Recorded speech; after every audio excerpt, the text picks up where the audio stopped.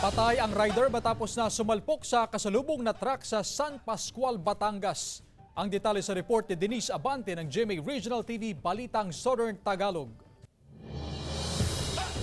Nananakbo ang tatlong motorsiklong ito sa kahabaan ng Barangay Poblacion, San Pascual, Batangas pasado alas 5 ng umaga kahapon. Maya-maya pa bahagyang tumigil ang isang truck sa kabilang linya at mapapansin na lumiwanag ang ilaw sa dulong bahagi ng video. Bumangga na pala ang pangalawang motorsiklong minamaneho ng 33 anyos na rider sa kasalubong na truck. Posible raw na nakatulog ang rider kaya nasakop na nito ang linya ng truck. Dead on arrival ito sa ospital.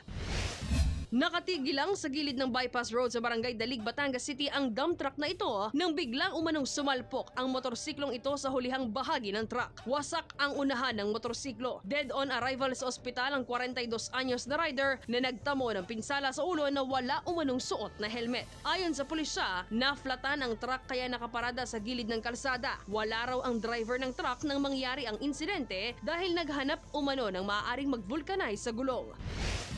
Sa kuha ng CCTV na ito sa Legazpi City, Albay noong March 16, makikita ang pagbangga ng isang kotse sa sinusundan nitong tricycle. Bumaliktad ang tricycle hanggang sa napunta ito sa kabilang linya ng kalsada. Ilang segundo pa, nasagasaan naman ng isang delivery van ang mga sakay ng tricycle. Huminto ang delivery van habang ang driver ng kotseng unang nakabangga sa tricycle tumakas. Dinala sa ospital ang mag-asawang sakay ng tricycle ngunit hindi na nakaligtas ang babae habang kritikal ang lalaki. Mula sa GMA Regional TV, Balitang Southern Tagalog, Denise Abante, nagbabalita para sa GMA Integrated News.